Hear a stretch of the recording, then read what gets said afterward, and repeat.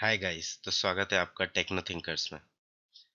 तो आज हम आपके लिए लाए हैं मॉड्यूल 2 ऑफ प्रॉम्प्ट इंजीनियरिंग। अगर आपने मॉड्यूल 1 नहीं देखा है तो जल्दी जाकर फर्स्ट लिंक डिस्क्रिप्शन में डालता हूँ, उसको चेकआउट करिए। आज हम बात करेंगे मॉड्यूल 2 में जनरेटिव एआई के बारे में और ये कैसे काम करता है, और इसमें हमारा फोकस रहेगा मोस्टली जीपीटी 3.5 या चैट जीपीटी आप बोल सकते हैं। तो आज का एजेंडा है, बेसिकली हम इन पॉइंट्स पे डिस्कस करेंगे कि जनरेटिव एआई क्या है, क्या जर्नी है ट्रेडिशनल एमएल मॉडल्स की जनरेटिव एआई तक, जनरेटिव एआई मॉडल क्या है, उसका ओवरव्यू, कैसे काम करता है वो, example of generative AI which is GPT 3.5 या फिर चैट जीपीटी। नेक्स्ट हम बात करेंगे इनपुट आउटपुट मैपिंग क्या होता है। उसके बाद हम बात करेंगे कंटेक्स्ट क्या होता है, प्रॉम्प्ट इंजीनियरिंग में ये क्यों इम्पोर्टेंट है, और कैसे हम इसको फाइन ट्यून करते हैं, कैसे जनरेटिव एआई अपने आप को अडेप्ट करता है सिचुएशंस के हिसाब से। वीडियो में आगे बढ़ने से पहले मैं आपसे पूछना चाहता हूँ, क्या आपने कभी सोचा था कि कंप्यूटर खुद से text, image, video, music generate कर सकता है? नहीं ना? तो यहाँ पे आता है जनरेटिव एआई। इमेजिन आपने कंप्यूटर को एक सुपर क्रिएटिव ब्रेन दे दिया है। जनरेटिव एआई की मदद से हम कंप्यूटर को सिखा सकते हैं सोचना और इमेजिन करना, जो कि इंसान शायद कभी ना सोच पाए। ये एक तरीके का डिजिटल आर्टिस्ट, एक्सपर्ट, इन्वेंटर, कुछ भी बोल सकते हैं, ये बन जाता है, जो कि इतना अद्भुत है कि हमारे आसपास की दुनिया भी बदल सकता है। तो मेरे साथ चलिए इस जर्नी में और जानिए कि ये कैसे होता है। वीडियो को एंड तक देखने मैं आपको प्रॉम्प्ट लिखना सिखाऊंगा, जिससे आप चैट जीपीटी से कुछ भी करवा सकते हैं। तो first point, traditional ML to generative AI. कैसे ये सफ़र क्या था, कैसे हम इवॉल्व हुए हैं, कैसे एआई इवॉल्व हुआ टाइम के साथ, और इतना इंटरेस्टिंग और रिमार्केबल जर्नी है कि कैसे हम हार्ड कोडेड रूल्स से खुद रूल्स बनाने वाली जीनियस मशीन्स तक पहुंच गए। आगे हम ये देखेंगे कि कैसे हम ट्रेडिशनल एमएल से लेकर खुद का दिमाग रखने वाले जनरेटिव एआई तक पहुंचे हैं। तो पहले था ट्रेडिशनल एमएल। इसमें हार्ड कोडेड रूल्स और कंडीशंस होते थे। फॉर एग्जांपल, जैसे कि कोडिंग में नॉर्मल हम इफ एल्स करके रूल्स बताते हैं कि अगर ये हुआ तो क्या करना है, अगर नहीं हुआ तो क्या करना है। उसके बाद मशीन लर्निंग थोड़ा और आगे बढ़ा। यहाँ पिक्चर में आया न्यूरल नेटवर्क्स। इसको ऐसे सोचो कि हमने मशीन को इंसान के दिमाग की तरह सोचना सिखाया। जैसे हम रियल लाइफ में एग्जाम्पल से सीखते हैं एंड पैटर्न्स देखते हैं चीज़ों में, वैसे ही मशीन को एग्जाम्पल से कैसे सीखना है ये बताया। और धीरे धीरे ये मशीन्स ऐसे पैटर्न देख पा रहे थे जो हम नहीं देख पा रहे हैं। इसके बाद आता है डीप लर्निंग। यहाँ पे ऐसा हुआ कि CNN करके एक तरीका होता है न्यूट्रल न्यूरल नेटवर्क्स का, जो एक्सपर्ट होता है फोटोज को समझने में, जो कि सिर्फ एक फोटो देखकर बता देगा कि ये डॉग है या कैट है। डीप लर्निंग में और एक चीज आती है, RNN, जो कि एक्सपर्ट होता है टेक्स्ट को समझने का। तो वो टेक्स्ट देखकर ये बता देता है कि इसके आगे क्या आएगा, जिससे ये सेंटेंस और मीनिंगफुल हो जाए। अब ये मशीन एक लैंग्वेज एक्सपर्ट बन गया। अब आया है फाइनली जनरेटिव एआई। इसने बोला मुझे कोई रूल्स नहीं चाहिए, मुझे कोई पैटर्न्स नहीं देखना। इसको ऐसे सोचिए आप कि अब ये मशीन एक आर्टिस्ट है, जो MF हुसैन से भी अच्छा पेंट कर सकती है, AR रहमान से भी अच्छा म्यूजिक क्रिएट कर सकती है, मिनट्स में नॉवेल लिख सकती है। जनरेटिव एआई वो कर सकती है जो आपने कभी सोचा भी नहीं होगा। तो यहाँ पर हम देख सकते हैं एक न्यूरल नेटवर्क के बारे में बताया है कि हमने उसको ट्रेनिंग दी कि ये कैट है, हमने उसको बताया ये डॉग है। तो इसके डिफरेंट नोड्स हैं, ये जो लाइट अप हो रहे हैं, ये एक एक उसके फीचर्स को सीख रहा है कि कैट के ईयर्स कैसे होते हैं, डॉग के ईयर्स कैसे होते हैं। हमने उसे थाउजेंड्स ऑफ पिक्चर्स में ट्रेन कर दिया। ठीक है। इसके बाद क्या होगा, जब हम उसे एक नई कैट की इमेज देंगे तो वो ये बता देगा अपने पुराने एग्जाम्पल्स के बेसिस पे कि ये कैट है, और डॉग की इमेज देंगे तो वो ये चेक करके बताएगा ये डॉग है। इमेज ब्लर हो, इमेज कटी हुई हो, कुछ भी हो, बट बिकॉज उसको पहले हमने ट्रेनिंग दे रखी है कि डॉग ऐसा दिखता है ऑन थाउजेंड्स ऑफ इमेजेस, तो वो देख के आइडेंटिफाई कर पा रहा है। ये एक तरीके का ब्रेन है। जैसे जैसे हम कोई चीज देखकर समझ जाते हैं कि ये डॉग है या कैट है, वो कैसे समझते हैं, क्योंकि हम उसे बार बार देखते हैं और हमें बताया जाता है कि ये डॉग है या फिर ये कैट है। उसी तरीके से मशीन भी सीख रही है कि इसके फीचर्स क्या हैं, इसके बाल होते हैं या फिर इसका साइज ऐसा होता है, इसके लेग्स का साइज ऐसा होता है। तो बेसिकली न्यूरल नेट ऐसे काम करता है, एक ब्रेन की तरह। जनरेटिव एआई ओवरव्यू बताता हूँ। जनरेटिव एआई के पास बहुत ही पावरफुल है। वो नया कंटेंट क्रिएट कर सकता है, टेक्स्ट से लेके इमेजेस तक, जो उसने पहले पैटर्न सीखे हैं या फिर जो उसको हमने पहले ट्रेनिंग दी है उसके बेसिस पर। इसको एक तरीके का आर्टिस्ट समझिए जिसने बहुत सारे डेटा पे अपने सीख रखा है, और हम बस उसे बोलेंगे कि हमें ये चीज बना के दो एंड वो हमें बना के देगा। तो की पॉइंट्स क्या है इसमें? Learning from data, generating originality and virtually creative. जो ये डेटा दिया है उससे सीख जाता है और ओरिजिनल कंटेंट क्रिएट करके देता है। जैसे जैसे हमने बोला, इमेजिन करो एक फ्यूचरिस्टिक सिटी है, तो उसे एक स्क्रैच से इमेजिन करेगा वो खुद, बेस्ड ऑन इस डेटा। फिर वर्चुअली क्रिएटिव है कि हम उसे कुछ भी इमेजिन करने बोले वो वैसे उसको वर्चुअली क्रिएट कर देता है और वैसे सोचता है। इसके यूज केसेस क्या हैं कि हम उसको बोलेंगे imagine you are a poet, तो वो पोइट की तरह काम करेगा। ठीक है, उसको हम बोलेंगे यू आर एन ऑथर, तुम एक ऑथर हो, तुम बुक लिखते हो, तो वो वैसे ही बुक लिखेगा जैसे एक ऑथर लिखता है। इसके बहुत सारे यूज केसेस हैं, हम उसको जैसा बोलेंगे वो वैसे काम करेगा, प्रॉम्प्ट्स की तरह। जैसे हम उसको बोलेंगे कि मुझे इस बिजनेस आइडिया,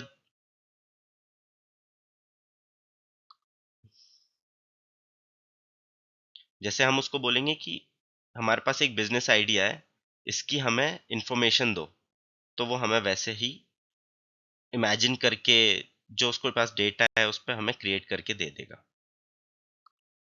नेक्स्ट चलते हैं हम जीपीटी 3.5। ये एक जनरेटिव एआई है।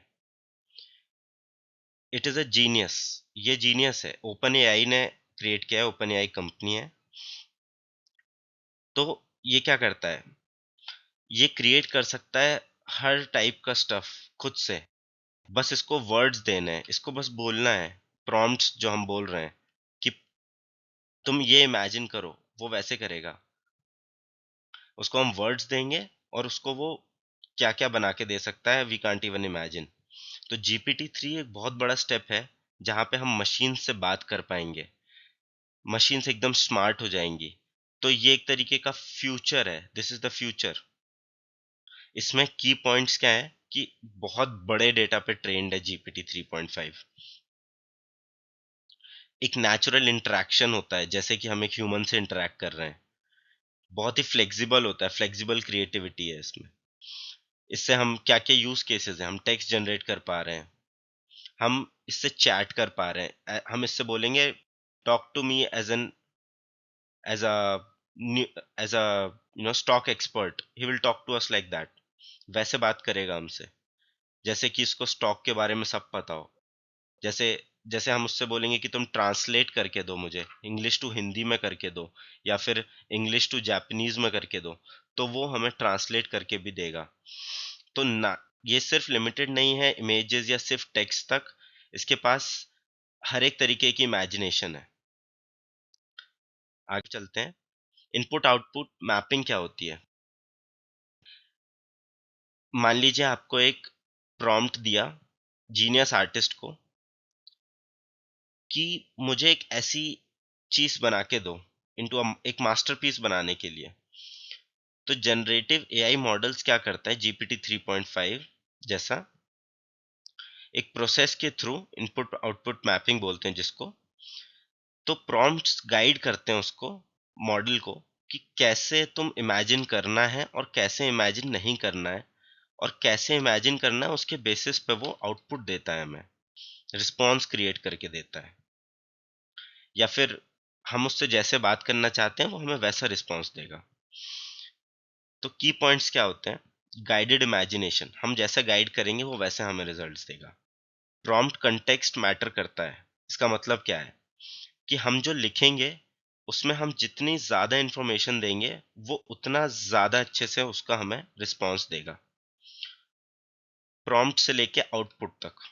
ठीक है, फिर यूज़ केसेस इसके बहुत सारे आते हैं। कुछ यूज़ केसेस ये हैं, क्रिएटिव राइटिंग, हम उससे कंटेंट राइट करवा सकते हैं, हम अपनी वेबसाइट के लिए कंटेंट राइट करवा सकते हैं, हम सोशल मीडिया पोस्ट के लिए कंटेंट राइट करवा सकते हैं, हम यूट्यूब वीडियोस के लिए स्क्रिप्ट लिखवा सकते हैं, हम किसी ऑलरेडी स्क्रिप्ट को हम और एनहांस करवा सकते हैं, टेक सपोर्ट चैटबॉट की तरह यूज कर सकते हैं, इसके पास टेक सपोर्ट ऑलरेडी है, हम उसको बस क्वेश्चंस जो भी पूछेंगे वो हमें आंसर करेगा रिलेटेड टू किसी भी कोडिंग से लेके किसी भी चीज तक। लैंग्वेज ट्रांसलेशन बात कर चुके हम कि कोई भी लैंग्वेज में ट्रांसलेट कर सकता है वो, तो हम उसे इनपुट देंगे कि हमें इंग्लिश में ये टेक्स्ट है और हमें आउटपुट चाहिए है जापानीज में, तो वो हमें जापानीज में ट्रांसलेट करके देगा। आगे चलते हैं, कंटेक्स्ट मैटर्स। क्या है कंटेक्स्ट, क्या है कंटेक्स्ट, समझिए कि एक सीक्रेट है, किसी भी कन्वर्सेशन का सीक्रेट है कि जैसे मान लीजिए जैसे हम डिस्कशन करते हैं, जैसे हम धीरे धीरे बैकग्राउंड पता चलता है हमें उसके बारे में, हम ज़्यादा जानने लगते हैं, वैसे ही जनरेटिव एआई मॉडल्स 3.5 कंटेक्स्ट पे काम करते हैं। इसको ऐसे समझिए कि कोई एक स्टोरी बता रहे हैं, बैक स्टोरी बता रहे हैं कि तुम एक एक्सपर्ट हो जिसके पास 10 साल का नॉलेज है इन क्रिएटिंग पेंटिंग्स, तो यू हैव, तो आप फिर हमें उस हिसाब से जो भी हमें आउटपुट चाहिए वो जनरेट करके दो। तो वो फिर उसको वो कंटेक्स्ट मिल गया कि मैं क्या हूँ, तो फिर उसके हिसाब से हमें रिजल्ट्स देता है। तो इसलिए उसको कंटेक्स्ट देना, मतलब जो प्रॉम्प्ट्स हैं वो हम प्रॉपर जितना इनपुट्स देंगे वो उसके बेसिस पे हमें उतना ही ब्यूटीफुल आउटपुट देता है और उतना ही डेप्थ क्रिएट करके देगा। इसमें की पॉइंट्स क्या हैं, कंटेक्चुअल अंडरस्टैंडिंग, यही कि हम उसे जितनी ज़्यादा पॉइंट्स बताएंगे वो उतना अच्छा परफॉर्म करेगा। Enhancing coherence, navigating variations, variations में भी बताएगा कि हम ऐसा वेरिएशन चाहिए हमें, ये नहीं इसका दूसरा वेरिएशन चाहिए, तो वो भी करके देगा। यूज केस क्या है, जैसे कि हमने एक ऑलरेडी छोटी सी स्टोरी दे दी और अब हम उससे बोलेंगे इसको कंप्लीट कर दो, इस तरीके से कंप्लीट कर दो, तो फिर वो उसे कंप्लीट करके देगा। ठीक है, language translation, navigation and new sense, कुछ भी अगर लेट्स से रेज्यूमे, आजकल जॉब सीकिंग में लोग रेज्यूमे बिल्ड कर रहे हैं, तो तुम अपना रेज्यूमे उसको डाल के दो, बोलो कि मैं इस पोजीशन के लिए अप्लाई कर रहा हूँ, इस रेज्यूमे को थोड़ा अपडेट करके इस कंटेक्स्ट में बना के दो, तो वो उसको समझेगा एंड देन उस पर काम करके जो हम चाह रहे हैं उस वैसा बना के दे देगा। आगे चलते हैं, फाइन ट्यूनिंग एंड अडेप्टेशन। इसको ऐसे समझिए कि आपके पास एक इंटर्न है जो सीख रहा है अभी और बेसिक समझ रहा है, जैसे जैसे वो सीखता जाएगा वो एक स्पेसिफिक टास्क में एक्सपर्ट हो जाएगा। इन जेन एआई मॉडल्स यही है, generative AI models like GPT 3.5, ये एक ऐसी जर्नी के थ्रू जाते हैं फाइन ट्यूनिंग और अडेप्टेशन में, कि अडेप्ट करते जाते हैं उस पर्टिकुलर एनवायरनमेंट में, इस फेज में ट्रांसफॉर्म होते हैं एक एक्सपर्ट में, जो कि कोई भी पर्टिकुलर चैलेंज में ले सकते हैं आगे जाके। तो हम ये देखते हैं कि कैसे क्या क्या पॉइंट्स होते हैं जिनके बेसिस पे ये जनरेटिव एआई इतना पावरफुल बन जाता है। तो टेलरिंग एक्सपर्टीज, की पॉइंट्स में टेलरिंग एक्सपर्टीज मतलब एक पर्टिकुलर फील्ड में वो सीखते सीखते एक्सपर्ट बन जाता है। फोकस्ड वर्सटैलिटी, वर्सटाइल है, उसे उस पर्टिकुलर फील्ड में सब चीज पता है। स्पेशलाइज असिस्टेंस, कि किसी भी पर्टिकुलर फील्ड में वो आपको असिस्ट कर सकता है कहीं पे भी, और कोई नए बंदे को भी बता सकता है कि यहाँ पे ये इशू है।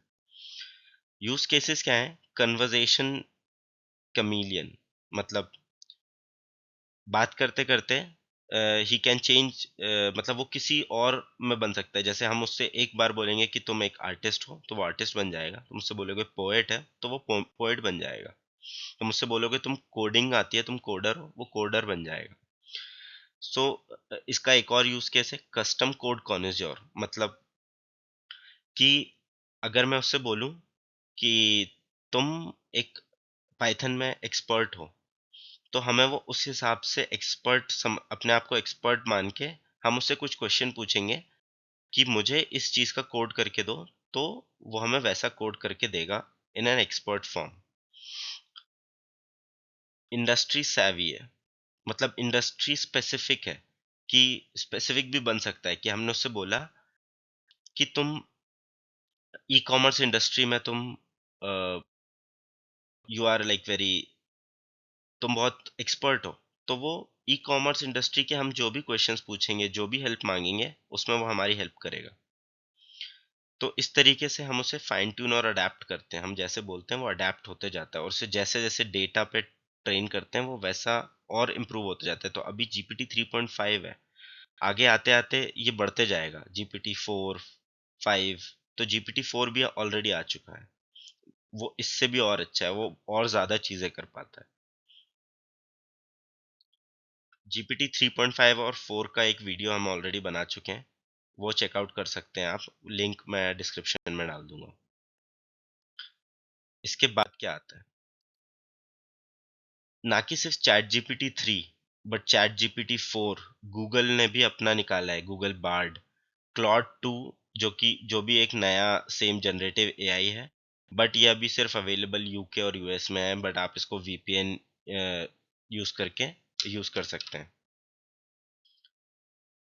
तो फाइनली हमने आज देखा कि जनरेटिव एआई क्या है, इसकी क्या क्या पावर है, और कैसे हम एक नॉर्मल मशीन लर्निंग मॉडल्स से लेके आज जनरेटिव एआई में आए हैं, जहाँ पे हमें सिर्फ टेक्स्ट देने पे, सिर्फ टेक्स्ट इंस्ट्रक्शंस देने पे हमें अपने हिसाब से टेलर्ड रिजल्ट्स मिल रहे हैं। तो कैसा लगा आपको मॉड्यूल 2? बताइए, कमेंट्स करके बताइए, और स्टे ट्यून, हम मॉड्यूल 3 जल्दी लेकर आएंगे, जहाँ पे हम आपको एक प्रॉम्प्ट कैसे क्रिएट करते हैं हमारे यूज केस के हिसाब से, वो हम सिखाएंगे। So keep watching, subscribe Techno Thinkers. We are a group of IIT alumni who are working towards, जो कि हम हेल्प कर रहे हैं लोगों को एआई से रूबरू होने में। तो देखते रहिए। Thank you all.